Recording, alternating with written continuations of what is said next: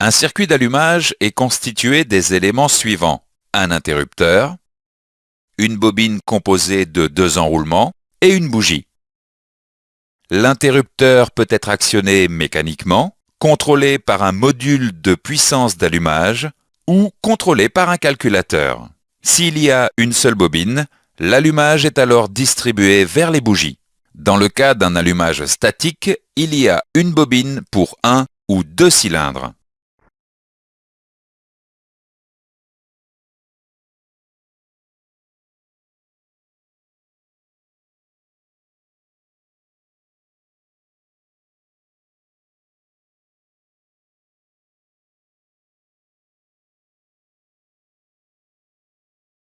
Il existe 2 circuits, le circuit primaire et le circuit secondaire. Cliquez sur l'interrupteur pour voir le fonctionnement de l'allumage. Lors de la charge de la bobine, le circuit primaire est fermé.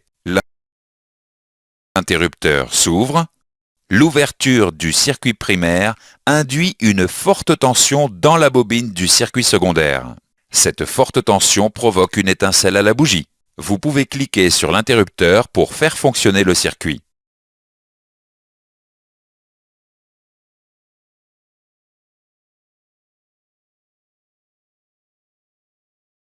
Sur les systèmes récents, le calculateur d'injection gère aussi la fonction allumage. Cependant, sur certains systèmes, l'interrupteur du circuit primaire est intégré dans un module de puissance d'allumage MPA. Le MPA gère l'intensité de charge de la bobine. Le calculateur envoie un signal de commande au MPA qui ouvre le circuit primaire pour déclencher l'allumage.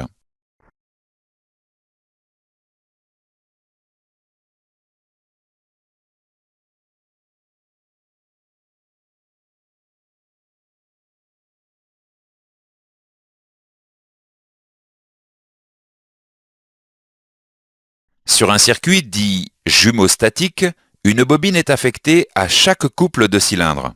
Chacune des extrémités du circuit secondaire est raccordée à une bougie. Le calculateur pilote directement les bobines. Au point d'allumage, une étincelle jaillit à chacune des 2 bougies. Une étincelle est utilisée en fin de compression pour l'allumage. L'autre étincelle est produite en fin d'échappement et est dite perdue.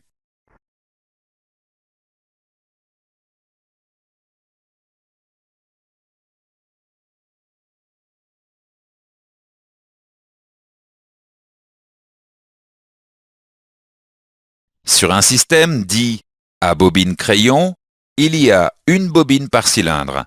Il existe 2 configurations. Cliquez sur le calculateur pour voir le fonctionnement de la première configuration. Dans le premier cas, 2 bobines sont montées en série et pilotées par le même étage de sortie du calculateur. Il y a donc à chaque fois 2 étincelles, comme dans le cas d'une bobine jumeau-statique. Cliquez sur le calculateur pour voir le fonctionnement de la seconde configuration. Il existe cependant des systèmes où chaque bobine est pilotée par un étage de sortie du calculateur distinct. Dans ce cas, il n'y a qu'une étincelle qui est produite de manière séquentielle pour chaque cylindre.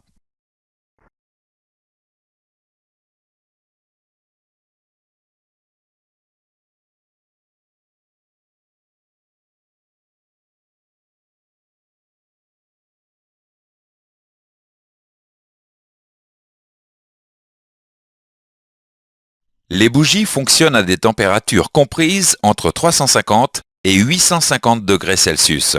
Il est impératif de monter les bougies préconisées par le constructeur. En effet, la gamme thermique d'une bougie détermine sa capacité à évacuer la chaleur. Si la bougie n'évacue pas assez de chaleur, elle reste chaude et peut provoquer un préallumage. Si la bougie évacue trop de chaleur, elle n'est pas en température et s'encrasse. Outre le contrôle visuel de l'état des bougies, il convient de les remplacer conformément aux intervalles de remplacement préconisés. Le traceur de courbe de l'outil de diagnostic permet de visualiser la courbe du signal du circuit secondaire. Le traceur de courbe permet de voir les informations suivantes: la charge de la bobine, la tension d'ionisation, la durée de l'étincelle et la pente de l'étincelle.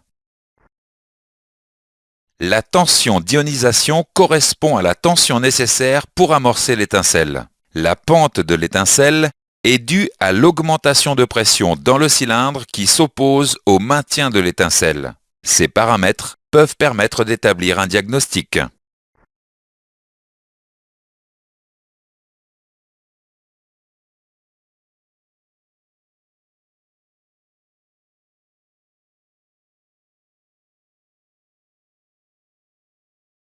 Plusieurs facteurs peuvent influencer la courbe d'allumage.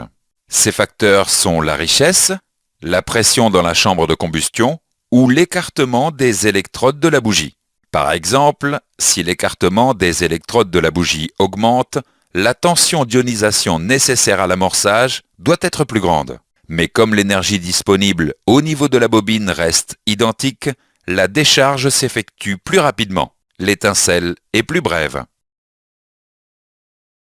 Faisons maintenant quelques exercices avant de continuer. Quel est le nom de chacun des éléments?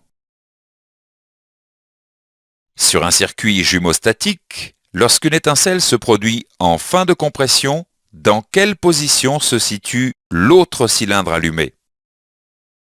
Quelle sera la courbe d'allumage si l'écartement des électrodes de la bougie augmente?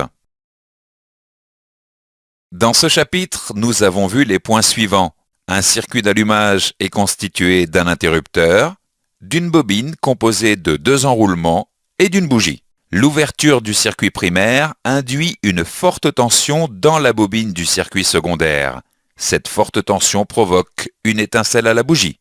Le calculateur envoie un signal de commande au module de puissance d'allumage, MPA, qui ouvre le circuit primaire pour déclencher l'allumage.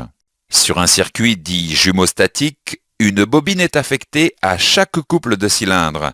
Au point d'allumage, une étincelle jaillit à chacune des 2 bougies. Sur un système dit à bobine crayon, il y a une bobine par cylindre. Il existe 2 configurations. Les bobines sont pilotées 2 par 2 ou indépendamment. Il est impératif de monter les bougies préconisées par le constructeur. Le traceur de courbe de l'outil de diagnostic permet de visualiser la courbe du signal du circuit secondaire. Plusieurs facteurs peuvent influencer la courbe d'allumage. L'outil de diagnostic permet de vérifier la cohérence des informations reçues.